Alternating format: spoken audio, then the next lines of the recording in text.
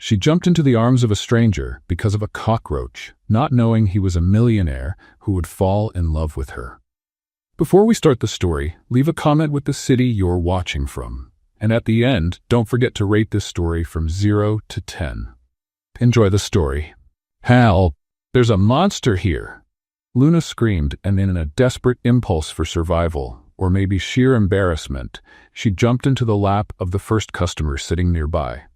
That isn't a normal cockroach. It's a mutant. Everyone followed her gaze, and there it was, a small harmless cockroach, bold antennas waving, walking across the floor with the confidence of someone who paid the rent for the place. And the man who had been holding a cup of coffee was now holding Luna, literally, in his lap. Oh my God, I'm so sorry, it had wings. I swear it spread its wings and it was huge. The man, elegant, only raised an eyebrow. It's all right, he said with a calm smile. Do you usually do this with all the customers, or am I today's lucky one? Only with the ones who look like they won't scream louder than me, Luna replied, still clinging to his neck as if it were her lifeboat. And, sorry, am I shaking, or is it you? I think it's both of us, but I promise it's not because of the roach. For a second, their eyes met. A silence appeared in the middle of the chaos, and then someone shouted, "It's climbing on the sugar! Help, it's heading for the butter! Why is this happening today of all days?" cried the cook, sticking her head out of the kitchen window. Still in the stranger's lap, Luna pointed. "It's going for the croissant! Someone kill it!" "I can try," said the man with a hint of amusement, gently setting Luna down on the floor. He picked up a newspaper from the table, stood up with a calmness that irritated everyone, and smack! Silence. Everyone looked at him as if he had just saved the city from an apocalypse. "There. The threat has been neutralized," he said, looking at Luna. "Wow," she blinked. "You just won over half the female customers, and I hope I didn't lose the other half for smashing a bug in public." Luna laughed, still red with embarrassment. "I'm really sorry for all of this. I don't usually jump into strangers' laps."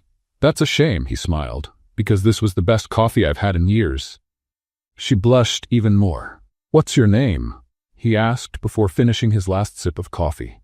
"Luna. Luna Martinez." "Nice to meet you, Luna." He didn't say anything else, not even his name. He didn't leave a card. He just smiled, placed some bills on the table, and walked calmly as if he hadn't just been attacked by a panicked waitress. Luna stood still, watching the door swing after he left. "What was that?" exclaimed her coworker at the counter, Leticia, her eyes wide open. "You jumped on the most handsome guy who's ever walked in here." "I jumped because he was in the roach's path, Leticia. Not because of strategy, but it looked like a Netflix rom-com scene. And I look like a complete lunatic," Luna muttered, still trying to fix her hair with her fingers. "He must think I'm a clinical case." "Are you kidding?" He left smiling. "I bet he'll be back tomorrow." Luna let out a deep sigh and went back to work, trying to pretend her heart wasn't beating faster. But every time she thought of his eyes, brown, deep, with that ironic sparkle, a little wave of anxiety stirred in her stomach. Who could he be? She murmured while arranging the glasses. Outside, the city buzzed, and in a luxury car parked discreetly at the corner, Alexander Stone, CEO of Stone Industries, slid his fingers across his phone screen, opening Instagram. He typed, "Luna Martinez, Sunnyside Cafe. Let's see who you are, cockroach girl."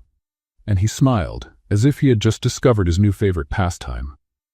The next morning, Luna arrived at work humming softly, still with the silly smile of someone who had experienced something special the day before.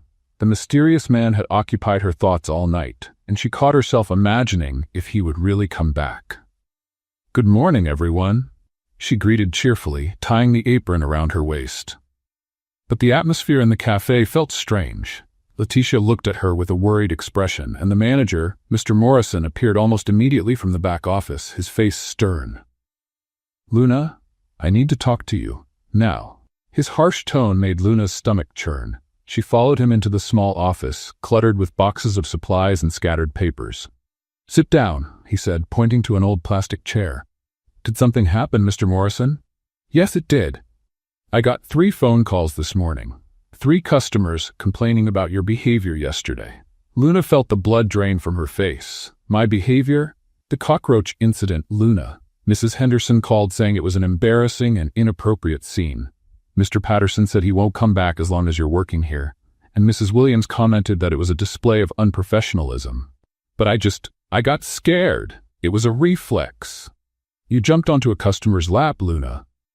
Mr. Morrison raised his voice. Imagine if he decided to sue the cafe. What if he felt harassed? He didn't seem bothered. It doesn't matter how he seemed.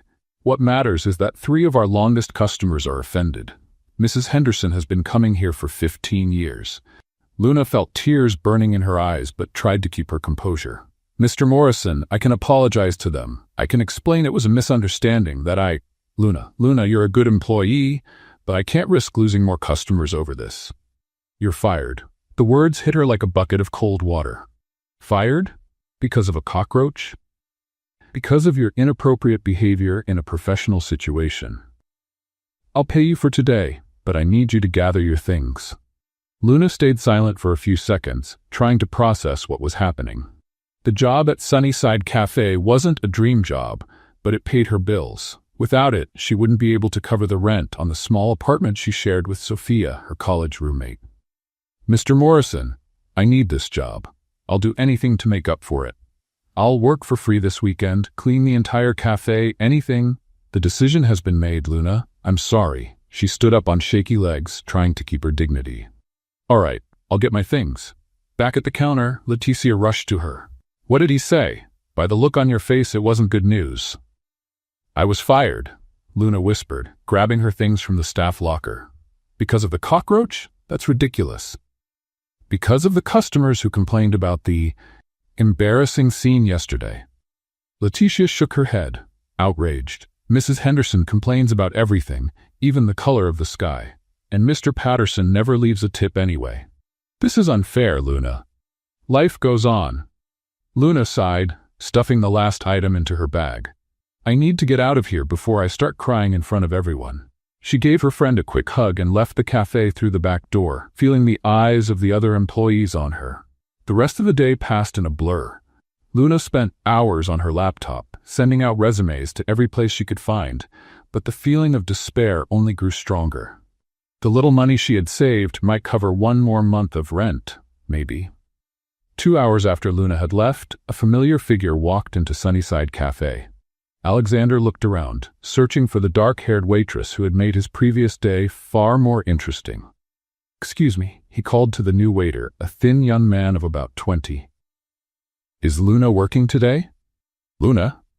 Oh, you didn't hear? She was fired this morning. Alexander frowned. Fired? Why? Because of that cockroach mess yesterday. Some customers complained, and the boss thought it best to let her go. Alexander felt a pang of guilt. If he hadn't been there, none of it would have happened. Do you have her phone number? I'd like to check if she's all right. The young man hesitated. Look, I can't give out personal information about employees, ex-employees. But you're the guy who killed the cockroach, right? Luna mentioned you. Mentioned what? That you were kind to her, and that she felt embarrassed about the whole thing. Alexander pulled a $50 bill from his wallet. Her number would be very helpful. I just want to make sure she wasn't harmed by something that happened while I was there. The young man looked at the bill, then at Alexander, and quickly scribbled Luna's number on a napkin. Thank you, Alexander said, leaving the cafe with a new mission in mind. 2 days went by. Luna had turned job hunting into an obsession, sending resumes to restaurants, stores, offices, anywhere that was hiring. Sophia tried to cheer her up, but Luna was clearly starting to panic. Maybe you should call your mom, Sophia suggested, stirring instant noodles on the stove. To hear I told you so, you should have studied accounting. No, thank you. The phone rang. Luna looked at the unknown number with suspicion. Hello? Luna Martinez? A professional-sounding female voice asked. Yes, that's me. My name is Sarah Mitchell from the Human Resources Department at Stone Industries. We're offering an administrative assistant position, and your profile caught our attention. Luna blinked, confused. Stone Industries? I don't remember sending a resume to you. Sometimes we receive resumes through referrals from other departments. The position offers a starting salary of $4,500 a month, full health coverage, meal allowance, and performance bonuses. Luna almost dropped the phone. $4,500 was 3 times what she earned at the cafe. Is this real? Completely real. Would you be interested in an interview tomorrow at 2 in the afternoon? Yes. Of course, that would be great. Perfect. The address is 1200 Biscayne Boulevard, 30th floor. Ask for Sarah Mitchell at the reception desk. After she hung up, Luna stood still for a full minute, trying to process what had just happened. "Sophia!" she shouted. "You won't believe this." That evening, Luna searched everything she could about Stone Industries online. It was a huge company, with offices in several cities specializing in investments and urban development. The CEO was Alexander Stone, and he was considered one of the youngest and most successful businessmen in the country. "Wow, this company is massive," she murmured, scrolling through the official website. "How did they even get my resume?" But soon anxiety took over. It was an amazing opportunity, but also frightening. She picked out her best business outfit, a black skirt and blazer she had bought for college graduations, and spent the whole night practicing possible answers for interview questions. "Tomorrow, everything will work out," she whispered to herself, looking at her reflection in the mirror. "It has to." The next day, Luna stopped in front of the Stone Industries building. It was a gleaming glass tower that seemed to touch the clouds, with a lobby that looked more like a 5-star hotel. "My goodness," she murmured, adjusting the bag on her shoulder. "What am I doing here?"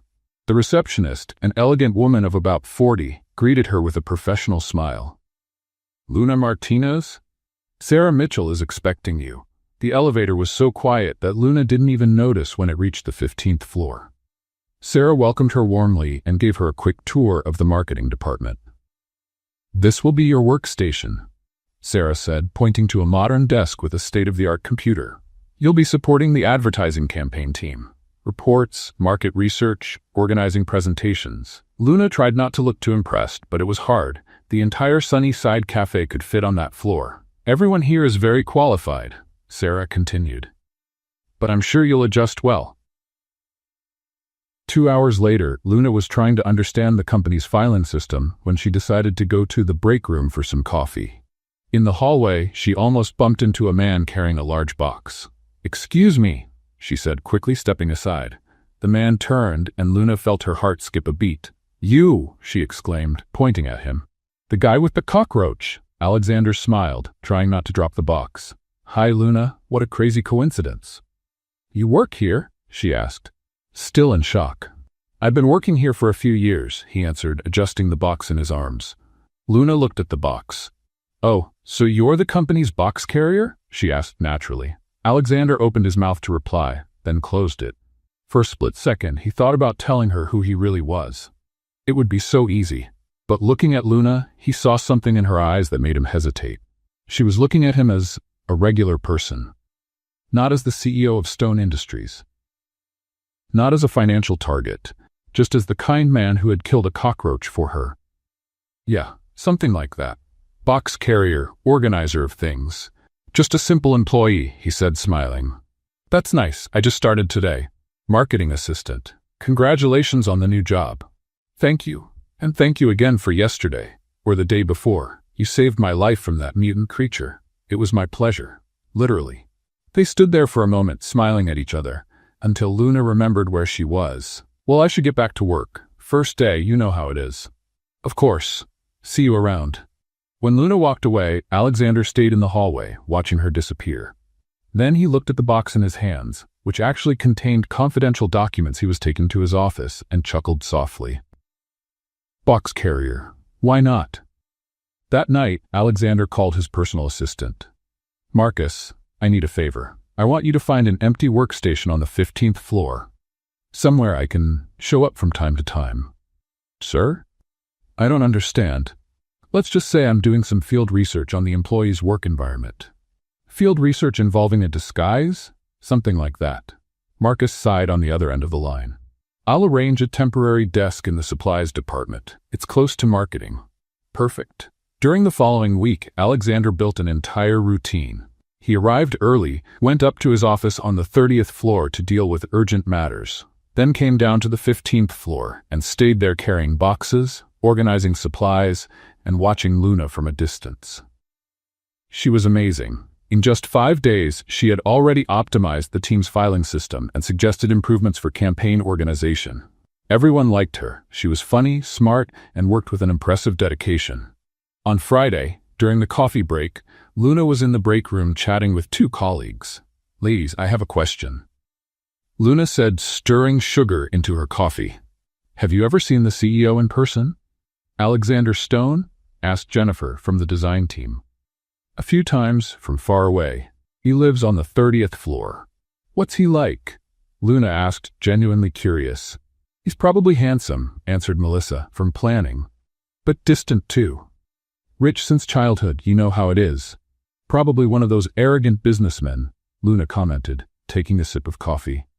"The kind who's never spoken to a regular employee in his life. I bet he doesn't even know how much a coffee costs at the supermarket." Alexander, who was filling a water bottle right behind her, nearly choked. "He's probably full of himself," Luna continued. "These young CEOs are always like that. They think they own the world just because they inherited their dad's company." "Actually," Jennifer said quietly, "I heard he built the company on his own." "Oh, sure. With a little help from a few million from his parents, right?" Luna laughed. "I can't stand people who think they did everything by themselves when they were born into luxury." Alexander closed the bottle of water and slowly turned around. "Hi, everyone," he greeted, trying to keep his voice casual.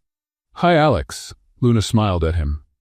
"I was just talking about our invisible boss. Have you ever had the honor of meeting His Majesty?" "Once or twice," Alexander replied, amused by the situation. "He's interesting." Translation: boring as can be. Luna laughed. "I bet he's the type who schedules 15-minute meetings just to show power." Alexander had to bite his lip not to laugh. He actually did have a 15-minute meeting scheduled for that afternoon. "Maybe you'd be surprised if you got to know him better," Alexander suggested. "I doubt it." Luna shook her head. "People like that live in a bubble. They have no idea what real life is like." That afternoon, Alexander was in his office getting ready for the executive meeting when Marcus came in. "Sir, the marketing team will be upstairs for the meeting in 5 minutes." Alexander stopped adjusting his tie. "The marketing team? All of them?" Quarterly presentation. Sarah included the new assistants so they can see how the process works. "Will Luna be at the meeting?" "Miss Martinez?" "I believe so." Alexander looked through the glass wall into the meeting room. There was no way she wouldn't recognize him there. "Marcus?" "No, wait," he thought quickly. "Tell them I was called to an urgent call. Have the meeting without me and send me the report by email." "Sir, just do it, please." Marcus shook his head but went out to tell the team. Alexander stayed hidden in his office, watching through the crack of the door as Luna and the others entered the meeting room. 2 hours later, he ran into Luna again in the break room. "So, how was your first executive meeting?" he asked, pretending casual curiosity. "Oh, the almighty CEO didn't even show up," Luna laughed. "Must have been too busy counting money or whatever rich people do. Maybe he had something really important to deal with. More important than meeting the team? I doubt it." Luna shook her head. "You know what? I'm just going to focus on my work and forget the boss exists. It's easier that way." "Good strategy," Alexander agreed, smiling. "Want to have lunch with me tomorrow?" Luna asked suddenly, then blushed. "I mean, if you don't already have plans. It's just, you're the only normal person I've met here." Alexander felt his heart race. "Of course, that would be great." When Luna left, Alexander stood in the break room smiling like a teenager. He was caught in a complicated situation, but for the first time in years, he felt truly happy at work. "So where do you want to have lunch?" Alexander asked as they walked down a busy street in Miami. How about that food truck over there?" Luna pointed to a colorful trailer with a long line. "It smells amazing." Alexander looked at the food truck, then at Luna. For the last 5 years, his lunches had always been in 5-star restaurants with ocean views. But her excitement was contagious. "Food truck works perfectly," he said, smiling. While they waited in line, Luna noticed a group of well-dressed executives walking into an expensive restaurant across the street. "Look at those guys," she said, shaking her head. "I bet they've never eaten a hot dog in their lives. Probably the type who order imported sparkling water and think that makes them sophisticated." Alexander almost choked on his own saliva. Just last week, he had literally ordered imported sparkling water at a business meeting. "Do you have something against successful people?" he asked, trying to sound casual. "Not against success. Against arrogance," Luna laughed. "My grandmother always said, 'Honey, you can have money, but if you forget where you came from, you've just become a rich fool.'" She was wise. "Your grandmother sounds like an interesting woman." "She was the best. She practically raised me on her own after my parents died. She cleaned houses for wealthy people and always came back with hilarious stories about how out of touch they were." Alexander felt a pang in his chest. How many people like Luna's grandmother had worked in his own home over the years? He didn't even know their names. "What do you mean, out of touch?" "Oh, she told plenty of stories." Luna laughed, animated. "Like the lady who called in a panic because she didn't know how to turn on the washing machine, or the man who asked if bananas grew on trees. Once, a socialite even asked my grandmother how much a regular loaf of bread from the market cost because she wanted to understand how poor people live." "That can't be true," Alexander said, though inwardly he made a mental note to find out the price of bread. "I swear to God." And the worst part is they thought they were being nice. Luna mimicked an exaggerated voice. "Oh, how interesting. Poor people are so creative." Alexander laughed, but it was a bit nervous. In the weeks that followed, they began meeting regularly after work. Alexander discovered a Miami he had never seen before. Public parks where families had picnics, neighborhood theaters that showed old movies, beaches where people played guitar at sunset. "You're different from the other guys I've met," Luna said one afternoon as they walked through Bayfront Park. "Most of them try to impress by taking me to expensive places. You seem to enjoy simple things." If only she knew he had canceled a meeting with Japanese investors to watch a romantic comedy with her. "Simple things can be the best," Alexander replied, and he realized he truly believed it. At work, the situation was becoming almost comical. Luna had become the unofficial critic of the invisible CEO. "Guys, did you hear this?" she said during a break, holding up a printed email. "He sent a note about human resources optimization. Who even talks like that? Why not just say, 'Let's work better'?" Alexander, who was organizing supplies nearby, almost dropped a box of staplers. He had spent 20 minutes that morning writing that note. "Maybe he just wants to sound professional," suggested Jennifer. "Professional? That's pretentious," Luna laughed. "I bet he has an assistant whose only job is to choose fancy words for him." "Good morning, Mr. Stone. Would you like to use implement, optimize, or restructure in today's emails?" Alexander pretended to be very focused on organizing paper clips. "And another thing," Luna went on, excited. "He switched the office coffee to a premium organic brand. Who cares about organic coffee? Coffee is coffee. But of course, His Majesty can't drink regular coffee like us mere mortals." In reality, Alexander had switched the coffee after hearing Luna complain that the old one was terrible. But he couldn't admit that. "Maybe he just wanted you all to have better coffee," Alexander murmured. "Oh, sure," Luna laughed loudly. "Next thing will be imported water from France." Alexander swallowed hard.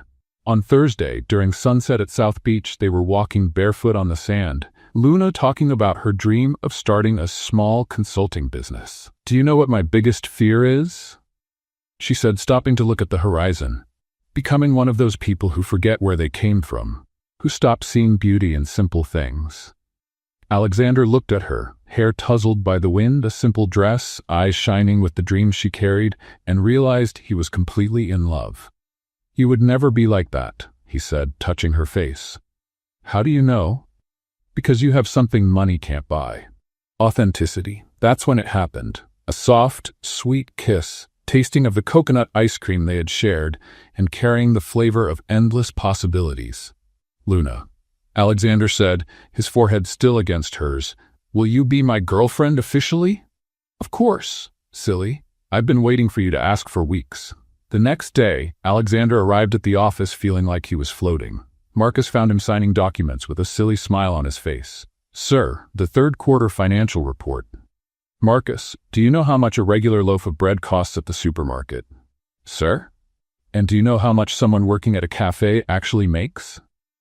"The real minimum wage, not the numbers we see in reports." Marcus blinked a few times. "I can look that up for you, sir. Do that. And I also want to report on benefits for entry-level employees. Health coverage, meal allowance, those things. In the following weeks, employees at Stone Industries started noticing strange changes. The CEO had approved an increase in the meal allowance, improved the health plan, and created a suggestion program where any employee could propose improvements for the company. Wow, what a strange change, Luna commented during lunch. Did our ghost CEO hit his head and turn into a nice guy? Maybe he's evolving, Alexander suggested. Or maybe he hired a human relations consultant because someone told him he was a terrible boss. Ironically, Luna was standing out more and more at work. Her ideas for campaigns were creative and effective, and she had proposed a restructuring of the customer service system that could save the company thousands of dollars. Sarah approached Alexander, who was in box carrier mode in the hallway. Alex, you know Luna pretty well, right? A little. Why? She's amazing, efficient, creative, dedicated. I'm thinking about recommending her for a promotion. Alexander felt a mix of pride and panic. What kind of promotion? Special projects coordinator. Much better salary, and she deserves it. That's great, Alexander said, but inside he was calculating how to justify such a fast promotion without raising suspicions. That night, over dinner at a small Mexican restaurant Luna loved, she was excitedly telling him about her day. Alex, I think I might get a promotion. Sarah said my project caught the attention of the directors. That's wonderful. You deserve it.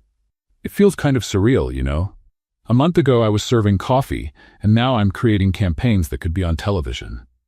Alexander smiled, but part of him was panicking. How long could he keep up this act? And when he told her the truth, would Luna forgive him? Luna, he said hesitantly, what if you found out that someone close to you hadn't been completely honest about certain things? What kind of things? Hypothetically, let's say about work or financial situation. Luna stopped eating. Are you hiding something from me, Alex? Alexander looked into her eyes and almost told her everything. Almost. No, he lied. Just a philosophical curiosity. Well, Luna said, going back to her meal. Honesty is the foundation of any relationship. If someone lied about something important, I'd be hurt. But depending on the reason, maybe I could forgive it. And if it was a big lie? How big? Alexander swallowed hard. Really big. Luna looked at him seriously. Alex, big lies usually destroy relationships. The person would need a very good reason and a very sincere apology. That night, Alexander stayed up late, watching Luna sleep beside him in her small apartment. He was living the most complicated double life in history. Billionaire by day, employee's boyfriend by night. And for the first time in his life, he didn't know which of the two identities was the real one. The next day, Alexander called Luna over and handed her a golden invitation. A charity gala? Luna's eyes widened as she held the invitation. Alex, this looks like something out of a movie. The company always participates in these events, Alexander explained, trying to sound casual while inside he was as nervous as a teenager on a first date. I thought it would be nice if you came with me. But just look at this. Luna laughed, reading the invitation. Annual Miami Elite Charity Gala. Elite, Alex. I don't even know how to hold a champagne glass properly. You're going to look beautiful, and champagne is just a drink with fancy bubbles. Easy for you to say. Don't tell me you go to these events all the time. Alexander almost choked. No, not exactly all the time. In fact, he had organized half of those events. But that was a detail Luna didn't need to know yet. Later at her apartment, Luna was nervous. I need to buy a dress. Luna jumped off the couch. Sophia! She shouted to her roommate. Fashion emergency! While Luna was getting ready for the event, Alexander was at his apartment on the phone with Marcus, executing the craziest plan of his business career. Marcus, did you get that right? Call everyone who's going to be at the gala. Investors, partners, suppliers, everyone. And what exactly should I say, sir? That I'm running a social experiment. During the party, no one should recognize me as the CEO. I'm just Alex, a regular employee. Sir, this is crazy, I know, but it's important. And if someone refuses to go along with it, tell them it's a matter of extreme personal importance to me. And Marcus? Yes, sir? If anyone ruins this, I'll move all their meetings to Monday at 6 in the morning for the next 6 months. On Saturday night, Luna looked radiant in a dark blue dress she had found on clearance, and which, by chance, made her look absolutely stunning. Alexander, used to seeing women covered in expensive jewelry at events like this, thought he had never seen anyone more beautiful. "Are you sure I won't embarrass you?" Luna asked, nervously adjusting her hair as they entered the hotel ballroom. "Impossible," Alexander replied, offering her his arm. The ballroom was filled with elegant people, decorated with exotic flowers and golden lights. Luna looked around with shining eyes. "Wow, this is surreal. Look at that chandelier. It must cost more than my whole apartment." Alexander smiled. He knew exactly how much that chandelier cost. He had personally approved the purchase. They were talking near the bar when an affected voice interrupted them. "Alex, darling, what a wonderful surprise." Alexander turned and saw Victoria Ashford approaching, wearing a red dress that probably cost more than Luna's annual salary. She was tall, blonde, with the kind of polished beauty that came from years of expensive treatments and personal trainers. Victoria greeted, trying to stay composed. "I just got back from the Hamptons. I was dying to see Miami again." "And you, of course." She winked, then looked at Luna as if noticing her for the first time. "And who is your companion?" "This is Luna," Alexander said. "Luna, Victoria Ashford." Victoria extended her hand with a fake smile. "Nice to meet you. Are you new to the social circle?" "Actually, I work at Stone Industries," Luna replied with a genuine smile. "I'm an assistant in the marketing department." Victoria's smile grew even more forced. "Oh, how interesting." Alexander has always been generous with new employees. Luna blinked, not quite catching the condescending tone, but Alexander noticed it immediately. "Victoria, it's so sweet when successful people mingle with." Victoria paused theatrically. "The operational staff. Some people are really born to serve, aren't they?" The silence that followed was deafening. Luna turned red, but not from embarrassment, from anger. "Excuse me?" Luna said with a smile that didn't reach her eyes. "Oh, darling, don't be offended." Victoria laughed. "It's just the natural order of things. Everyone in their proper place, you know?" Alexander felt his blood boil. "Victoria, that was unnecessary and rude." "Rude?" Victoria blinked, pretending innocence. "I was only being realistic." "You know what's realistic?" Luna stepped closer to Victoria, still smiling sweetly. "Realistic is that at least I work to live instead of living off other people's work. And here's another reality. Your hair extensions are showing. Maybe you should change stylists." Victoria instinctively touched her hair, and Luna turned to Alexander. "Alex, how about we get a drink? The air here feels a little contaminated." They walked away, leaving Victoria speechless. Alexander was both impressed and completely smitten. "Luna, you were incredible." "People like that get on my nerves," Luna huffed. "Who does she think she is? The Queen of England?" "Something like that," Alexander muttered. For the rest of the night, Victoria kept watching Alexander and Luna from a distance, clearly bothered. She moved around to other guests, asking discreet questions about the employee who was with Alexander. On Monday, Luna was working when she saw Victoria walk into the office with Sarah. "What is that viper doing here?" she muttered to Jennifer. "Victoria Ashford? She's from an important family. Sometimes she comes for high-level meetings." Luna watched Victoria greeting several people, clearly playing the part of someone important. When Victoria passed by her desk, she stopped. "Luna, what a coincidence to find you working." "That's what normal people do, Victoria. Work, of course. And how's your friend? Alex, right?" "He's doing great, thank you." "Good. You seem like a naive person. It's important to be careful with people's intentions, especially charming men." Luna frowned. "What do you mean by that?" "Nothing specific." Victoria smiled her fake smile. "Just a general comment about social compatibility." That afternoon, Luna looked for Alexander in the break room. "Alex, can I ask you a serious question?" "Of course. Have you told me everything about you? About your life, your family, those things?" Alexander felt his stomach drop. "Why do you ask?" "That snake Victoria told me some strange things about being careful with your intentions." "Luna, Victoria is complicated. She doesn't like it when she's not the center of attention. My mother always told me something before she died." Luna leaned against the wall. She used to say, "Luna, never let anyone make you feel small because of your money or social status. Your value is in here." She tapped her chest. "Not in the bank." Alexander felt a stab in his heart. Your mother was right. Then answer me honestly. Are you with me for the right reasons? Alexander looked into her eyes and saw so much trust, so much genuine love, that he almost confessed everything right then. Luna, he stopped, losing his courage. I'm with you because you're the most authentic and amazing person I've ever met. Technically, it wasn't a lie, but it wasn't the whole truth either. Meanwhile, Victoria was at a private investigator's office, sliding a photo of Alexander and Luna across the desk. I want to know everything about these two, especially the nature of their relationship. Any specific suspicion? Let's just say I have a feeling not everything is what it seems. Victoria smiled wickedly. And when I find out what it is, it'll be interesting to see how little Luna reacts to the truth. The investigator picked up the photo. How soon do you need this? As soon as possible. I have a feeling I'm about to discover something very entertaining.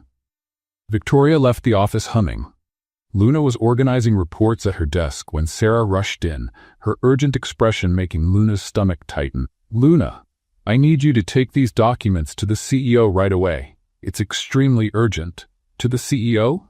Luna's eyes widened. But I don't even know where his office is. 30th floor, last door in the hallway. Knock and go in. There's no time for formalities. The meeting with the Japanese investors cannot be delayed.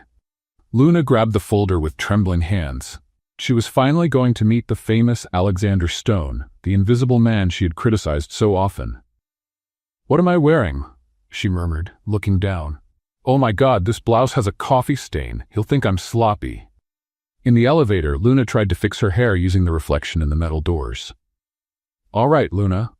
Just hand over the papers, say hello politely, and leave. No criticizing imported water or big words in emails. Be professional. The 30th floor was impressive. All glass, marble, and furniture that looked more expensive than a car. Luna walked down the hallway, trying not to make noise with her shoes. Last door, she whispered, stopping in front of a large, dark wooden door. She knocked lightly but heard no response. Sarah had told her to go straight in, so Luna turned the handle and pushed the door open. Excuse me, Mr. Stone, I brought the documents that... The words died in her throat. There, sitting at the head of a massive conference table, surrounded by executives in expensive suits, was Alex. Her Alex, the box carrier. The simple employee who ate hot dogs and watched movies in a neighborhood theater. Except he wasn't carrying boxes. He was clearly leading the meeting, with a confident, authoritative posture Luna had never seen before. Luna? Alexander stood up immediately, his face pale with panic. Luna looked around the room, noticing all the executives staring at her. On the wall behind Alexander, a golden plaque read, Alexander Stone, CEO. The folder slipped from her hands, papers scattering across the floor like confetti at a party. This can't be, Luna whispered, shaking her head. This can't be. Luna, wait, I can explain. But she was already backing away, stumbling over her own feet. She pointed to the plaque on the wall, then to him, then back to the plaque again, as if her mind refused to process it. Gentlemen, Alexander said to the executives without taking his eyes off Luna. Let's postpone this meeting. But sir, the Japanese investors, postpone the meeting, Alexander shouted, and Luna had never heard that tone of voice from him before. She ran. Luna ran through the hallways as if escaping a fire, not caring about the curious looks from employees. She kept running. Stairs, elevator, lobby, anything to get out. Luna! Luna! She heard Alexander calling after her, but she didn't stop. She reached the parking lot, breathless, her makeup smeared with tears, desperately searching for car keys in her bag. Where are these damn keys? She muttered, rummaging through her purse. Luna, please. She turned around. Alexander was standing a few feet away, still in his suit, tie undone, hair messy from running. Don't come near me, she said, her voice trembling. Let me explain. Explain, Luna shouted, her voice echoing through the parking lot. Explain what? That you lied about everything? That you deceived me all this time? I never wanted to hurt you? Never wanted to hurt me? Luna laughed, but it was a bitter laugh, without joy. You made a fool of me, Alexander. Or should I call you Mr. Stone now? I'm still Alex to you, I'm still the same man who... The same man. Luna was hysterical now. The same man who pretended to carry boxes, who listened to me criticize his own boss and pretended to agree, who took me out for hot dogs when you probably dine at restaurants that cost more than my salary. Alexander tried to get closer, but Luna stepped back. You used me, she said, her voice breaking. What was I? A pastime? A social experiment? The poor waitress you thought would be fun to date for a while? It was never that. Alexander shouted. I fell in love with you. Fell in love? With me or with the idea of me? Luna wiped her tears. Because you never gave me the chance to know the real you, Alexander, if that person even exists. He does. I'm the same man who gets nervous when you smile, who stays up all night thinking about you, who lies about who he is. Luna cut him off. Do you know how many times I criticized you to your face? How many times I said the CEO of Stone Industries must be a spoiled brat? And you just stood there laughing at me. I wasn't laughing at you. Yes, you were. It must have been hilarious. The dumb employee criticizing the boss without knowing she was talking to him. Alexander took another step closer. Luna, when I met you at the cafe, I was tired of people who only wanted me for my money. You looked at me like a normal human being. It was freeing. So you decided to keep lying? I decided I wanted you to know me for real. Without the billions, without the power. Just me. But you're not just you. Luna gestured desperately. You are the billions. You are the power. That's your life. And you hid it from me because you knew I would hate it. You wouldn't hate it? Yes, I would. Luna shouted. And you knew it. That's why you lied. A tense silence fell between them. Luna was shaking, partly from anger, partly from pain. Was any of what we had real? She asked in a small voice. Or was it all an act? Alexander looked at her with such intensity that she almost believed him. It was all real. Every moment, every word, except the part where you told me who you really were. Luna shook her head. I can't trust you anymore, Alexander. I don't know what's true anymore. She finally found the keys in her bag. Luna, don't leave like this. Let's talk. There's nothing left to talk about. Yes, there is. We have a relationship. Luna stopped with her hand on the car door. No. You have a relationship with a version of me who believed your lies. That Luna doesn't exist anymore. She got into the car and drove out of the parking lot, leaving Alexander standing alone among the luxury cars, watching the only thing that really mattered to him disappear around the corner. The next day, Luna walked into Stone Industries for the last time. She had spent the entire night crying, and her eyes were red and swollen. Sarah found her at her desk, packing up her things. Luna, are you all right? I heard there was some problem yesterday. I'm handing in my resignation, Luna said, holding out an amber anymore. But why? You're our best assistant.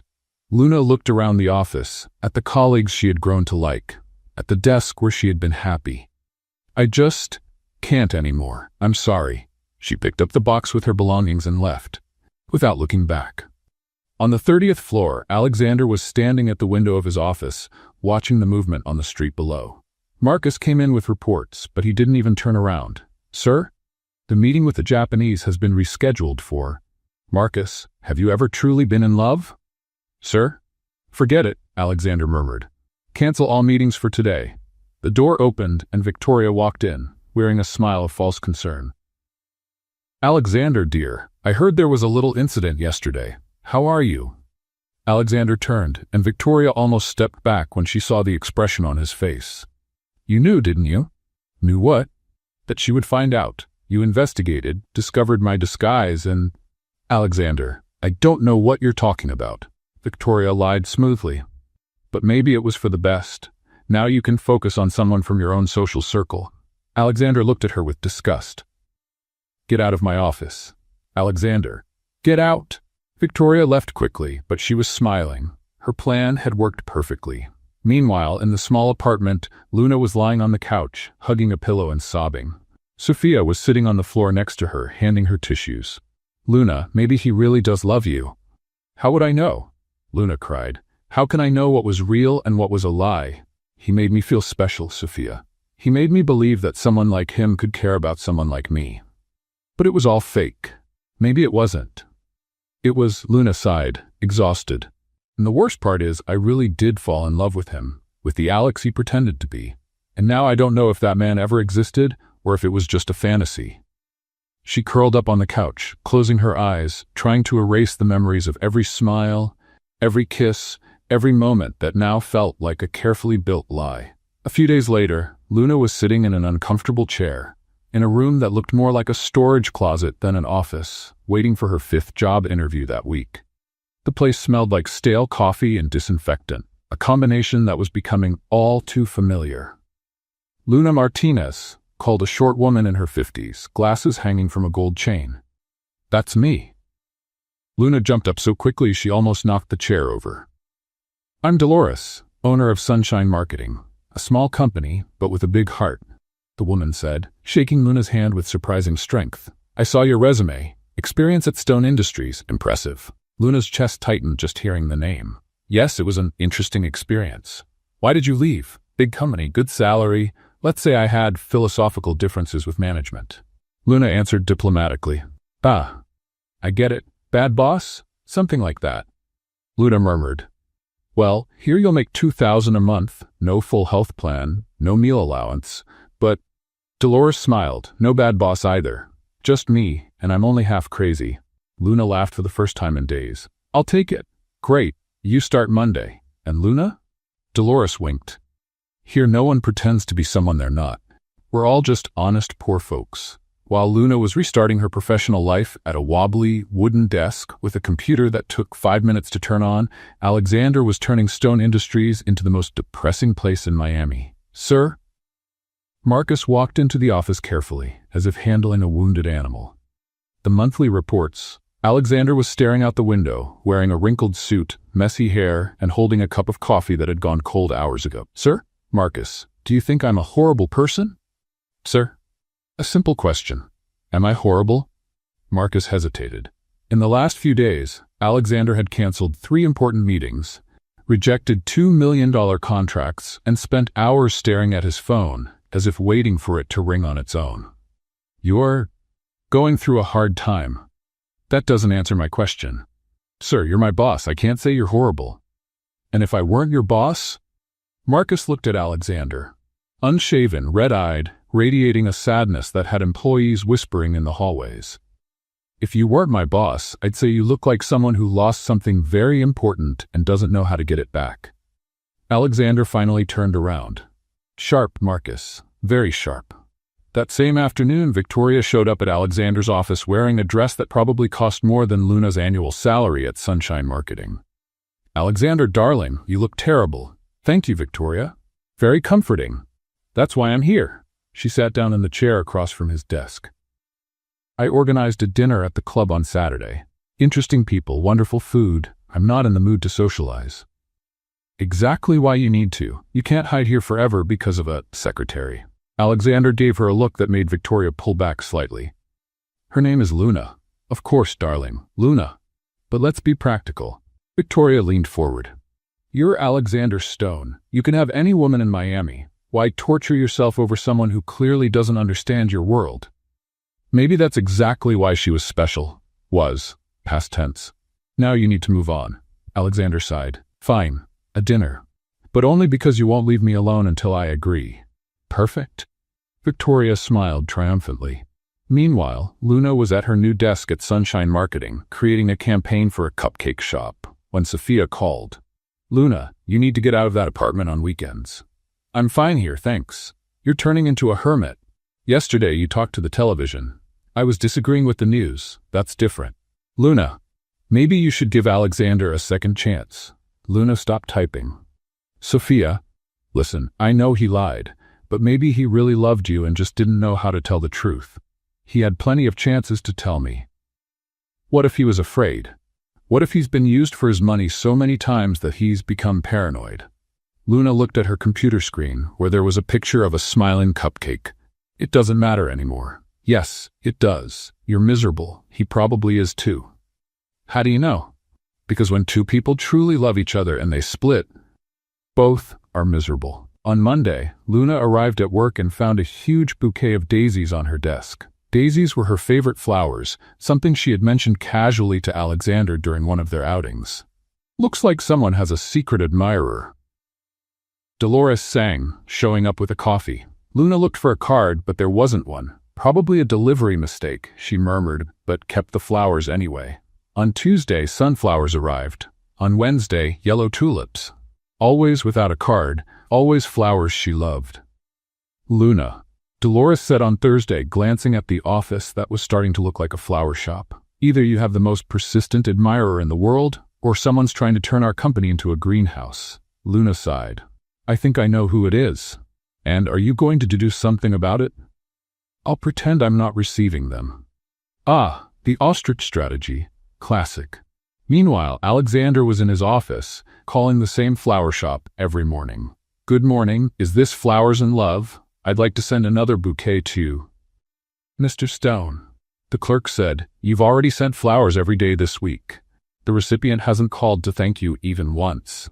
I know, maybe you should try a different approach. Maybe I should. But for now, keep sending the flowers. As you wish, sir. Alexander hung up and looked at his phone. He had dialed Luna's number 47 times in the past 3 weeks, but never had the courage to complete the call. On Friday, Luna was leaving work when she saw a bouquet of white roses on the bench outside the building. There was a simple note, I'm sorry. She looked around, half expecting to see Alexander hiding behind a car, but the street was empty. Idiot, she muttered, but picked up the flowers anyway. At home, Sophia found Luna in the kitchen, arranging the flowers in several improvised vases. Wow, looks like you married a gardener. He's been sending flowers every day. And you're keeping all of them. They're pretty. It would be a waste to throw them out. Luna, he's trying to apologize. With flowers? What a male solution. It's a start. Luna looked at the flowers spread around the kitchen. For a moment, she almost smiled, remembering how proud Alexander had been when he found out she loved daisies. 3 weeks, Sophia. 3 weeks of flowers and not a single word. If he really wants to apologize, he should come talk to me like an adult. And if he does? Luna paused, holding a white rose. I don't know. I really don't know. That night, both were awake. Alexander in his luxurious apartment, staring at his phone and wondering if he should call. Luna in her modest apartment, staring at the flowers and wondering if she should forgive. Neither had the courage. And another sleepless night went by, with 2 stubborn hearts beating alone in opposite corners of the same city. Victoria was sitting in the most expensive cafe in Miami, stirring her imported jasmine tea delicately, when her friend Priscilla rushed in, looking like she had fresh gossip. Victoria, you won't believe where I'm working now. Where, darling? Victoria pretended to be interested, though she was more concerned about not smudging her lipstick. Sunshine Marketing. That ridiculous little company downtown. And guess who works there? Victoria almost dropped her cup. Don't tell me it's that little employee who was clinging to Alexander at the gala. Luna something. A malicious smile spread across Victoria's face. Sometimes the universe conspired in her favor. How interesting, Priscilla. What kind of person is she at work? Oh, everybody loves her. Efficient, friendly, funny. Kind of annoying, actually. Victoria tapped her fingers on the table. You know, Priscilla, I've heard some rumors about this Luna. Very troubling things. What kind of rumors? Victoria leaned forward as if she were about to share a state secret. Well, let's just say she has a habit of getting close to rich men with hidden intentions. A true gold digger. Really? My dear, I have very reliable sources. She even tried to blackmail poor Alexander after he broke up with her. Priscilla's eyes widened. What a scandal. And here I was thinking she was such a sweet girl. People like that are experts at fooling others. Victoria sighed dramatically. I feel so sorry for Alexander. He's so generous, so trusting, it makes him vulnerable to schemers like this Luna. On Monday, Luna arrived at work humming softly, carrying a coffee and a blueberry muffin she had bought at the corner bakery. The weekend had been calm, and she was starting to feel like maybe she could move on. Good morning, everyone, she greeted cheerfully. But something was off. Conversations stopped when she walked in, and her coworkers avoided eye contact. Good morning, Luna, Carlos from design replied, but without his usual smile. Is everything all right? Luna asked. You all seem kind of strange. We're fine, said Mariana from accounting, but she was clearly uncomfortable. Luna shrugged and went to her desk. Maybe it was just too much Monday for everyone. But during the day, things got stranger. Priscilla, who was usually friendly, walked past Luna as if she were invisible. Other colleagues whispered when she passed by. What kind of paranoia is this? Luna muttered, trying to focus on her work. On Wednesday, Dolores called Luna into her office for a talk. "Luna, sit down. I need to tell you something serious." The grave tone made Luna's stomach sink. "Did something happen, Dolores?" "Unfortunately, yes. 3 of our biggest clients canceled their contracts this week." "What? Why?" Dolores looked uncomfortable. "They mentioned rumors about one of our employees having a questionable history with personal relationships." Luna's jaw dropped. "Questionable history? What story is this?" "Luna, I don't believe it, but they're worried about the company's reputation. They mentioned blackmail, inappropriate behavior, blackmail." Luna jumped out of her chair so fast it almost tipped over. "Dolores, I have never blackmailed anyone in my life. I barely even know how blackmail works." "I know, dear. But the clients are worried, and without their firing me," Luna said, her voice sounding more like a statement than a question. "I don't have a choice. The company can't survive without those contracts." Luna felt her legs weaken. "Dolores, I swear on my grandmother's memory I never did any of this. Someone is lying about me." "I believe you, Luna, but that doesn't change the situation." 2 hours later, Luna was once again carrying a box with her belongings, walking through the streets of Miami in complete shock. "Blackmail?" she said to herself. "I'm the one who once gave back the wrong change at the cafe. How could anyone think I'm a blackmailer?"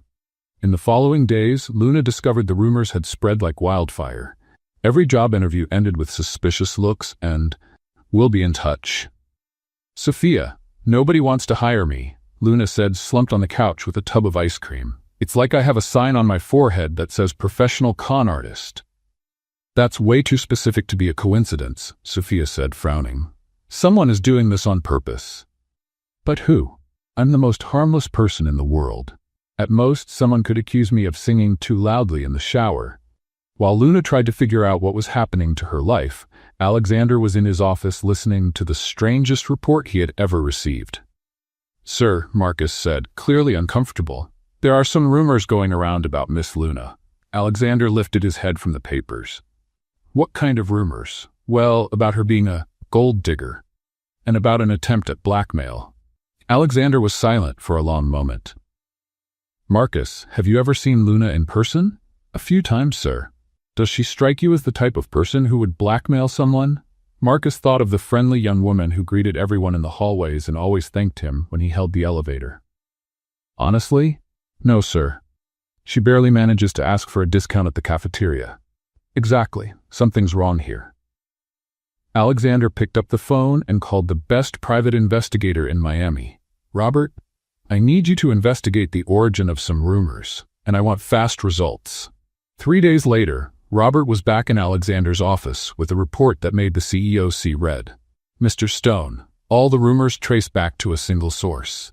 Victoria Ashford orchestrated a systematic smear campaign against Luna Martinez." "Prove it." "I have recordings of conversations, phone records, and 3 witnesses willing to confirm that Victoria offered money to spread the lies." Alexander slammed the table. "That, sir? What do you want me to do with this information?" "Nothing for now. I'll handle it myself." The next night, Alexander arranged to meet Victoria at the most exclusive restaurant in town. She arrived radiant, wearing a dress that probably cost more than most people made in 6 months. "Alexander, what a delightful surprise. You finally decided to forget that." "Victoria," Alexander cut her off, his voice dangerously calm. "I need to congratulate you." "Congratulate me?" "For your creativity, blackmail, gold digging. You really outdid yourself." Victoria's smile faltered. "I don't know what you're talking about." Alexander placed the investigator's report on the table. "I have recordings, Victoria. Your own words." Victoria looked at the report, then at Alexander, and her fake smile finally disappeared. "So what? She was never worthy of you. I did you a favor." "A favor?" Alexander stood up, drawing attention from other tables. "You destroyed the reputation of an innocent person." "Innocent?" Victoria laughed. "She was just an ordinary employee who took advantage of you. She loved me for who I was, not for what I had.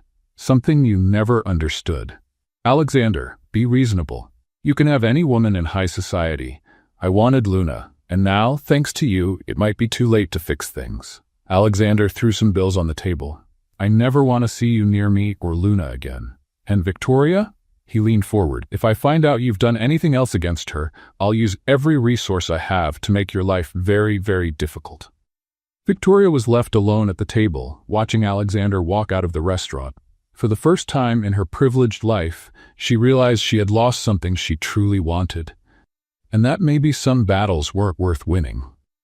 Later, Luna was sitting on the apartment floor, surrounded by piles of overdue bills, printed spreadsheets, and a laptop that had seen better days. Sophia was in the kitchen making instant noodles, again, because that's what the budget allowed. "Sophia, I had an idea," Luna said, holding up a piece of paper dramatically. "Please tell me it doesn't involve selling blood or hair. Better than that. I'm going to start my own business." Sophia stopped stirring the noodles. "Luna, you have $47 in your account. Exactly. That's why I need to do something." Luna jumped, excited. "Remember I had a small agency in Orlando before I moved here? The one you sold to pay for the move? That's the one. And why did I sell it? Because I was good at what I did. I have a degree in marketing, management experience, and a reputation destroyed all over Miami. Minor detail," Luna waved her hand. "The point is, I'm going to create Luna Marketing Solutions, consulting for small businesses." Sophia looked at her friend as if she had just announced plans to colonize Mars. "With what money?" "I have $600 in savings, a laptop that still works," and Luna spread her arms theatrically. "Passion for what I do, Luna. And you know who my target audience is? Small businesses that can't afford expensive agencies. Bakeries, beauty salons, family shops. People who need smart marketing on a tight budget." Sophia turned off the stove and faced her completely. "Actually, that makes sense. It does, right?" Luna smiled. "And the best part? I'll work from home. No office rent, no employees at the start, just me, my laptop, and a lot of determination." A week later, Luna had transformed the guest room into an improvised office. Posters with marketing strategies covered the wall, a desk made from 2 chairs and an old door Sophia had found on the street. "My first client," Luna shouted, hanging up the phone and dancing around the house. "Who is it?" Sophia asked, running in from the kitchen.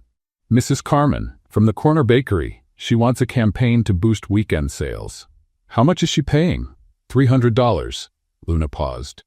"But Sophia, this is great. It's a start." Luna threw herself into the project with an energy Sophia hadn't seen in months. She created a campaign called Sweet Sunday at Carmen's, with special promotions, social media posts, and even suggested partnerships with the neighborhood cafe. The results were impressive. Mrs. Carmen's sales went up 40% the very first weekend. "My goodness, Luna," Mrs. Carmen said, showing up at the apartment with a chocolate cake. "You're a genius." "I had to make twice as many sweetbreads." Word spread quickly. In 2 weeks, Luna had 5 clients. In a month, she had 15. "I can't believe you're pulling this off," Sophia said, watching Luna work late into the night on a campaign for a vintage clothing store. "Me neither." Luna laughed without looking up from her computer. "You know what's funny? Working for people who actually need my help is so much more rewarding than creating campaigns for products that cost more than a car." What Luna didn't know was that, a few miles away, Alexander was keeping track of her every move through discreet reports Marcus prepared. "How is she doing, Marcus?" Alexander asked, trying to sound casual. "Very well, sir. Her company is growing quickly. Happy clients, excellent results. And financially? Stable, but still tight. She's reinvesting everything back into the business." Alexander tapped his fingers on the table. "Marcus, do you know anyone who works with small businesses? Someone who could recommend her services, sir? Hypothetically, if you knew business owners who needed marketing consulting." Marcus smiled slightly. "I understand perfectly, sir. I'll see what I can do." 2 weeks later, Luna picked up a call that left her puzzled. "Luna Marketing Solutions. This is Luna speaking. Miss Luna, this is Carlos Mendoza, owner of a chain of diners. I received a very strong recommendation for your services."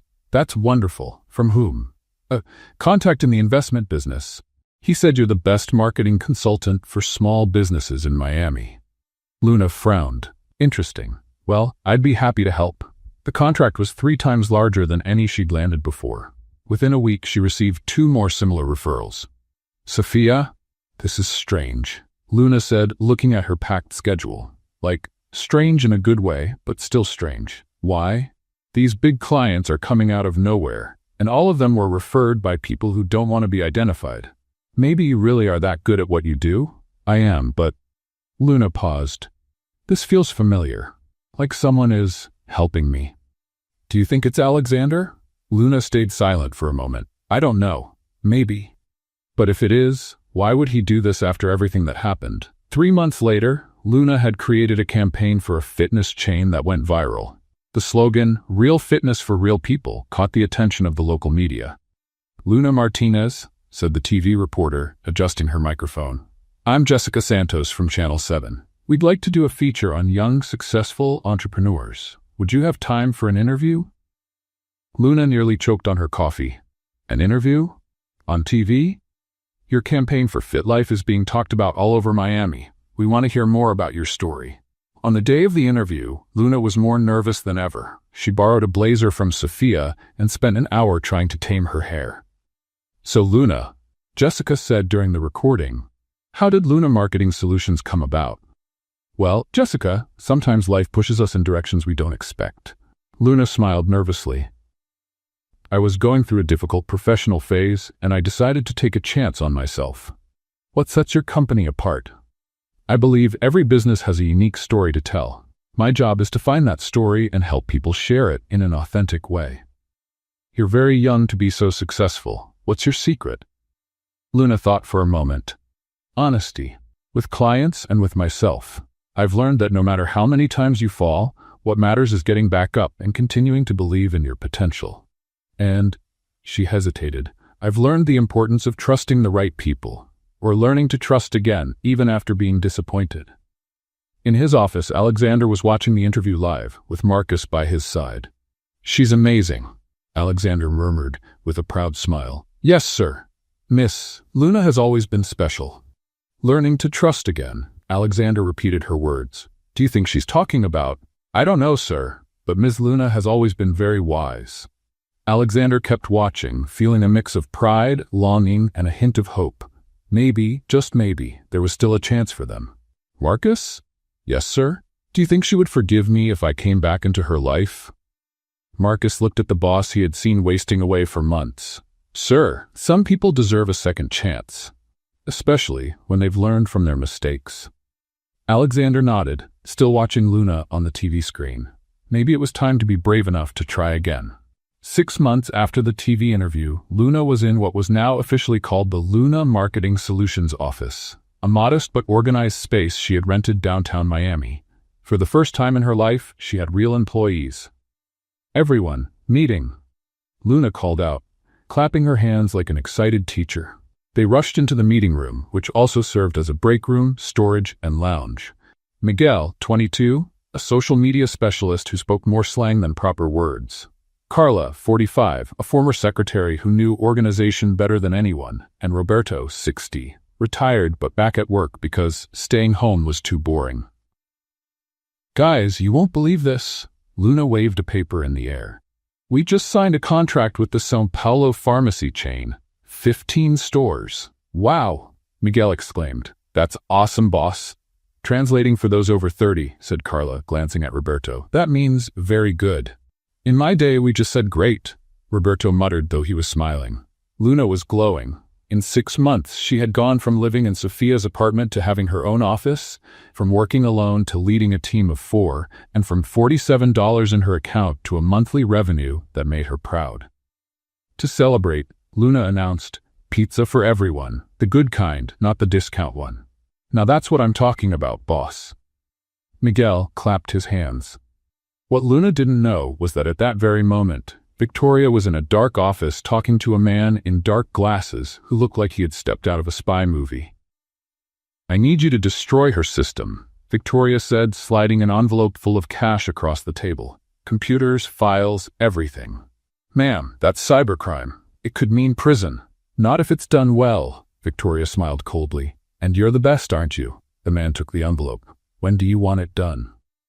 "Tonight, while she's asleep, dreaming of success." The next morning, Luna arrived at the office humming, carrying coffee for the whole team. But when she tried to turn on her computer, the screen went blue. "That's strange," she murmured, trying again. "Boss," Miguel shouted from across the room, "my computer's dead." "Mine too." Carla said. And mine, Roberto added. Luna felt her stomach drop. She ran to her main computer, the one with all the client files. Blue screen. Then black. Then nothing. No, no, no, no. Luna pressed every button she could. Come back, you stupid computer. Boss, I think we've been hacked, Miguel said, pale. Hacked? Luna stared at him as if he had spoken about aliens. We're a small company. Who would want to hack us? We're not the Pentagon. Carla was on the phone with the technician. He says it looks like a coordinated attack, a very sophisticated virus. Luna collapsed into her chair. Everything was in there. 6 months of work, client files, presentations, proposals. Boss, take it easy. Roberto came closer. We'll figure something out. How, Roberto? I don't have the money to hire a cybersecurity specialist. I can barely pay you all. Luna was in the middle of a panic attack when the phone rang. Luna Marketing Solutions, this is Luna, she answered, trying not to sound desperate. Miss Luna? This is Marcus from Stone Industries. Luna almost dropped the phone. Marcus? The assistant to Alexander? Exactly. I heard you're having some technical issues. Stone Industries has an excellent cybersecurity team. We'd like to offer help. Help? Why? Let's just say Mr. Stone is interested in supporting small local businesses. Luna looked around the office at her worried team and the dead computers. Marcus, how much will this cost? Nothing. It's a company social project. 2 hours later, a team of cybersecurity experts arrived at Luna's office carrying equipment that looked like it came from the future. Miss Luna? Said the team leader, a young man with spiky hair. I'm Kevin from Stone Industries Cybersecurity Division. We'll have this fixed in a few hours. Can you recover the files? If we're right about the kind of attack, yes, and we'll also track where it came from. Luna watched as the technicians worked like electronic magicians. In 3 hours, every computer was running and all the files were back. Done, Kevin announced, and we found the source of the attack. Really? Where from? Kevin looked uneasy. It was ordered by, well, someone with a lot of money who clearly doesn't like you. Someone hired hackers to attack me? Luna sank into her chair. Who would do that? I can't give names, but let's just say this person has done it before, and our boss was expecting it. That afternoon, Alexander was in his office when Kevin arrived with the full report. Mr. Stone, we confirmed it. The attack came from the same source as the rumors about Luna Martinez. Victoria Ashford hired a group of hackers. Alexander clenched his fists. Evidence, bank transfers, emails, recordings, everything documented. Perfect. Marcus, schedule a meeting with Victoria. Now. An hour later, Victoria walked into Alexander's office with her usual fake smile. Alexander, what a delightful surprise. I heard that little businesswoman had computer problems. What a shame. Victoria. Alexander cut her off, dropped the act. I have proof of everything. Her smile faltered. Proof of what? Alexander threw a folder on the table. Hiring hackers, cyber-sabotage, defamation. Want me to go on? Victoria opened the folder and went pale when she saw the bank transfers in her own name. Alexander, I can explain. No need. It's all here. And now I'll give you a choice. You stop this sick obsession with Luna right now, or I hand everything over to the police and the press. You wouldn't dare. Want to test me? Alexander stood up. Victoria, I always thought you were just spoiled and self-centered. I didn't know you were a criminal too. She doesn't deserve you. And you deserve me even less. Get out of my office. And Victoria, if I find out you've done anything else to Luna, there won't be a single place in Miami where you can hide from the consequences. Victoria slammed the door on her way out, but Alexander knew she wouldn't dare try anything again. 2 days later, Luna received a letter delivered by a courier. She recognized the handwriting right away. Luna, I know I have no right to write to you, but I need you to know the truth about the attacks on your company. Victoria planned everything. The rumors, your dismissal, the computer attack. I have proof of it all. I'm not telling you this to look like a hero. I'm telling you because you deserve to know someone was trying to destroy your life, and that this person was stopped.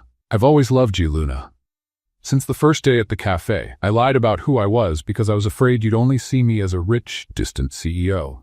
I wanted you to know me as a person before you knew my bank account. Was that selfish? Yes. Was it wrong? Completely. But it was never because I didn't respect you. It was because I respected you too much to risk you wanting me for the wrong reasons. I'm not asking for forgiveness, but I hope you know you were the only person who ever made me feel like a regular human being, and not just Alexander Stone. With love and regret, Alex. Luna read the letter 3 times, sitting on the office floor after everyone had left. Sophia. She called her friend. I need to talk to someone. What happened? I found out who was sabotaging my life. And I found out Alexander helped me. And now? Luna looked out the office window, watching the lights of Miami come on. Now, I think I need to stop being so proud and admit I still have feelings for him. Luna. He made mistakes, but so did I. Maybe it's time we talked like adults. For the first time in months, Luna smiled when she thought about Alexander. Maybe some people really did deserve a second chance. Luna stood in front of the bathroom mirror at the Fontainebleau Hotel, trying for the 5th time to fix her hair so it didn't look like she had been attacked by a fan. Sophia, I shouldn't have come, she said on speakerphone while wrestling with her mascara. What a crazy idea to accept this nomination. Luna, you were nominated as Young Businesswoman of the Year in Miami. That's amazing. What if I trip on stage? What if I forget what to say? What if... Luna stopped, looking at herself in the mirror. What if Alexander is there? I know. But what if he is? I don't know if I'm ready to see him in person. You look beautiful, you're successful, and you deserve to be at this event. Now stop overthinking and go shine. Luna took a deep breath, adjusted the navy blue dress she had bought just for the occasion, and walked out of the bathroom with determination. The event hall was packed with Miami's business elite. Luna recognized a few people from TV and business magazines, which made her feel like a well-dressed imposter. Luna Martinez? An elegant woman approached her. I'm Patricia Williams from the event organization. Congratulations on your nomination. Thank you. I still can't believe I'm here. Your story is inspiring. From waitress to successful entrepreneur in less than a year. Impressive. Luna smiled, trying to look confident, but inside she was calculating every possible escape route to leave unnoticed. On the other side of the room, Alexander had arrived quietly and positioned himself behind a column where he could see the stage without being easily spotted. He wore a simple dark suit, very different from the designer suits he usually wore to events like this. Mr. Stone? Marcus appeared beside him. I didn't know you were coming to the event. Last-minute decision? Alexander murmured, without taking his eyes off Luna, who was chatting cheerfully with other guests. How is she? Radiant, sir. And clearly nervous. I still know her well, Alexander smiled sadly. The ceremony began with the hosts making jokes that only half the audience understood. Luna was sitting in the 3rd row, nervously fiddling with her bracelet and whispering what sounded like calming mantras to herself. And now, the host announced, the category everyone has been waiting for. Young Businesswoman of the Year. Luna felt her stomach do a triple flip. The nominees are Sarah Chen from the tech startup Foodie app, Maria Santos from the women's gym chain Power Woman, and Luna Martinez from Luna Marketing Solutions. Polite applause filled the room. Luna waved timidly, trying not to throw up from nerves. And the winner is... The host opened the envelope with theatrical slowness that tested everyone's patience. Luna Martinez! For a second, Luna couldn't process it. Then she heard her name echo through the hall and felt Patricia nudging her arm. Go on, dear, you won. Luna staggered to her feet, still in shock, and walked to the stage as if she were dreaming. She took the trophy, a crystal piece heavier than she expected, and stood at the microphone. Wow, she began, and the audience laughed. Sorry, I didn't prepare a speech because I didn't think I would win. More laughter. A year ago, I was serving coffee and being attacked by mutant cockroaches, Luna said, and the audience burst into laughter. Today I'm here, holding this beautiful trophy that probably costs more than my first car. Alexander smiled, remembering the cockroach incident. I want to thank everyone who believed in me, especially when I didn't believe in myself. To my team, who works with me like we're one crazy family. To my clients, who trusted a girl who until last month didn't even know how to issue an invoice properly. The audience was charmed by her honesty. But most of all, Luna paused, looking at the crowd. I want to talk about something I've learned this past year. About betrayal, forgiveness, and second chances. Alexander leaned closer to the column, paying full attention. I found out that sometimes people hurt us not because they're bad, but because they're afraid. Afraid of being rejected, afraid of not being loved for who they really are. And I learned that forgiving is not forgetting what happened. Forgiving is choosing to love despite what happened. A respectful silence filled the room. So if anyone here has ever made mistakes, Luna looked directly toward where Alexander was, as if she could sense him. Know that it's never too late to sincerely apologize. And for those who were hurt, know that holding on to resentment only hurts the one holding it. Alexander felt his eyes fill with tears. Thank you, Miami. You're amazing. Luna lifted the trophy and left the stage to enthusiastic applause. Backstage, Luna leaned against the wall, trying to process what had just happened, when she heard a familiar voice. Beautiful speech. She turned, and there was Alexander, hands in his pockets, a nervous smile on his face. Alexander, she whispered. Hi, Luna. They looked at each other for what felt like hours. Did you hear the speech? Luna asked. Every word. And I got the message. What message? That maybe you're willing to give me a second chance. Luna sighed. Alexander, we need to talk, really talk. No lies, no disguises. You're right, Luna. He stopped, carefully choosing his words. I ruined everything. I lied because I was afraid you'd want me for my money.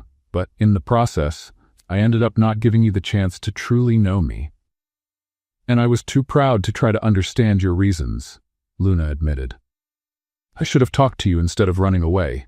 You had every right to be hurt. And you had every right to be afraid. I've seen the kind of people who approach you out of interest. Alexander stepped closer. Luna, I miss you every day. I miss our conversations, your funny remarks about my pretentious emails, the way you made me feel like a normal person. I miss you too, Luna confessed. The Alex who carried boxes and ate hot dogs with me. He still exists. In fact, he only exists when I'm with you. Luna looked down at the trophy in her hands. If we're going to try again, it has to be different. Total honesty, I promise. And slow. No more surprises like finding out my boyfriend owns the company I work for. Alexander laughed. Fair enough. Can I start by taking you to dinner? Somewhere simple, where I can just be Alex? You can, Luna smiled, but only if you promise me one thing. Anything. If you lie about anything, no matter how small, I'll throw this trophy at your head. I accept the terms. At that moment, a photographer appeared out of nowhere. Luna, can you pose with the award for? He stopped when he saw Alexander. Mr. Stone, what a surprise. The flash went off before either of them could react. Great, Luna muttered. Tomorrow will be in every newspaper. With the headline, Billionaire CEO and Young Entrepreneur, Miami's New Couple? Alexander suggested. Does that bother you? After months of hiding my feelings, Alexander took her hand. I'm ready to admit publicly that I'm in love with the most amazing woman in Miami. Luna blushed. In that case, Mr. Stone, I accept the dinner invitation. And for the first time in months, they both smiled for real. 6 months after the entrepreneur's event, Luna was sitting at their favorite Italian restaurant, the same small place where they had their first date after reconciling. Alexander was strangely nervous, fiddling with the napkin and dropping a fork on the floor. Alex, are you okay? Luna asked, laughing. You look like you swallowed a live bird. I'm fine, he answered way too loudly, making other customers turn to look. Perfectly normal. Why wouldn't I be? Luna narrowed her eyes. Because you just put salt in your wine and sugar on your salad. Alexander looked at his plate and realized the culinary disaster he had created. Luna, he suddenly stood up, almost knocking over the chair. I need to tell you something. Oh my God, you're breaking up with me? Luna's eyes widened. I knew it. I'm tired of pretending I like opera. No. Alexander laughed nervously. It's the opposite. He got down on one knee right there in the middle of the restaurant, pulling a small box from his pocket. The whole restaurant stopped to watch. Luna Martinez, Alexander said, his voice trembling, you changed my life. You taught me that being rich means nothing if you don't have someone real to share it with. I want to build a real life with you, a true life with arguments about who forgot to buy milk and fights over which movie to watch on Sunday. Luna was speechless. Will you marry me? He opened the box, revealing a delicate, simple ring, nothing flashy. Alexander Stone, Luna said, tears in her eyes. You're asking me to marry you in the middle of a cheap Italian restaurant with an orchestra of forks clattering on plates as the soundtrack? I am. It's the most perfect thing you could have done, she smiled. Yes! The restaurant exploded in applause. The owner appeared with a bottle of house champagne, which was clearly just bought from the corner store, and even the cook came out to congratulate the couple. But Alex, Luna said once the excitement had calmed down, no giant wedding with 500 guests, I don't even know, okay? What do you want? Your backyard, family, close friends, and a party that feels like a crazy family gathering. Perfect. Alexander smiled. Exactly what I wanted. 3 months later, Alexander's mansion garden was decorated with simple lights and wildflowers. Luna had insisted on doing part of the decoration herself, which resulted in flower arrangements that looked like they were made by an excited child, but had a unique charm. Luna, are you sure about this dress? Sophia asked, helping her get ready. There's still time to change into something more princess-like. Sophia, this dress is perfect. Luna looked at herself in the mirror. It was simple, elegant, and made her look beautiful without seeming like a costume. I don't want to look like a wedding cake doll. In the garden, Alexander was visibly nervous, fixing his tie for the 10th time. Mr. Stone, Marcus said, you need to relax. You look like you're about to faint. What if she changes her mind? What if she realizes she could do better? Sir, Miss Luna loves you. Stop overthinking. The music started, and Luna appeared, accompanied by Sophia, since she had no father to walk her down the aisle. Alexander saw her, and all his worries disappeared. Wow, he whispered. The officiant, a friendly pastor Luna had met at the neighborhood church, began the ceremony. Dear friends, we are here to celebrate the love between Luna and Alexander, who met in a rather, let's say, unusual way. Laughter rippled through the small crowd. Alexander, would you like to say your vows? Alexander took a deep breath. Luna, when I met you, you were literally running away from a cockroach, and I fell in love at that very moment with someone brave enough to jump into a stranger's arms. Luna laughed, tears in her eyes. You taught me that true love isn't about impressing, it's about being accepted. I promise to love you on the days you wake up beautiful and on the days you look like you fought with a blender. I promise to be honest, even when the truth is that I ate the last slice of pizza that was yours. Luna? Said the pastor. Alexander, Luna wiped her tears. You taught me that second chances exist for those who have the courage to truly ask for forgiveness. I promise to love you both when you're the powerful CEO and when you're Alex who gets scared of tiny cockroaches. And I promise never to run away again without talking first. If anyone has any objection to this union, the pastor began. A voice came from the back of the garden. I do. Everyone turned tense. It was Victoria, dressed more simply than usual for her. Alexander braced for drama, but Victoria raised her hands. I object only to the fact that it took this long to happen, she said with a genuine smile. Luna, Alexander, I want to apologize. For everything. I did terrible things out of jealousy and immaturity. Luna and Alexander looked at each other, surprised. I've spent these months in therapy and doing volunteer work, trying to become a better person. You both deserve all the happiness in the world. Victoria walked closer and handed them a small gift. A toaster, she said, smiling. For the real life you're about to build together. Luna laughed and hugged Victoria. Thank you, truly. The rest of the ceremony was perfect. The Stone Industries staff showed up in full force, celebrating as if it were a family wedding. A year later, Luna was at the Luna Marketing Solutions office, now officially partnered with Stone Industries, creating a small business incubator when she felt a familiar pain. Alexander, she shouted. He came running from the next room. What is it? Acid attack? Earthquake? Alien invasion? Contraction, Luna said calmly. Alexander turned pale. Contraction? Now? But the baby isn't due until next week. Apparently the baby didn't get the memo. Luna laughed, grabbing her hospital bag. On the way to the hospital, Alexander drove like he was running from the police, calling everyone he knew. Marcus, cancel everything. The baby's coming. No, I don't know if it's a boy or a girl yet. Call the doctor. No, call all the doctors. Alex, breathe, said Luna, calmer than her husband. Women have been having babies for thousands of years, but none of them were my wife. 12 hours later, Luna was holding a perfect baby girl in her arms, while Alexander cried more than the child. "She's perfect," Luna whispered. "Just like her mother," Alexander said, kissing his wife's forehead. 2 years later, little Tessa was playing in the garden when she started yelling, "Mommy, there's a bug." Luna ran outside and saw a little cockroach walking in the grass. Tessa was pointing at it, but without fear. "It's not dangerous, sweetheart," said Luna, laughing. "Actually, it was a cockroach like this that brought Mommy and Daddy together." Alexander came out, picked Tessa up, and looked at the cockroach. "You know what?" he said, hugging Luna with his free arm. "It was the best scare of my life." "Why?" "Because it led me to you.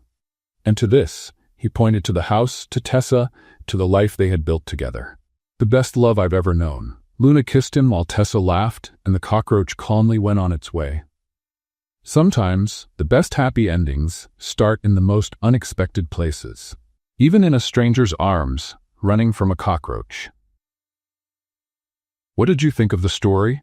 Do you also have a fear of cockroaches? Leave your opinion in the comments. Rate this story from 0 to 10. What score would you give? Subscribe to the channel and turn on the notification bell to keep up with all our stories, and take a look at more moving stories by clicking here on the final screen.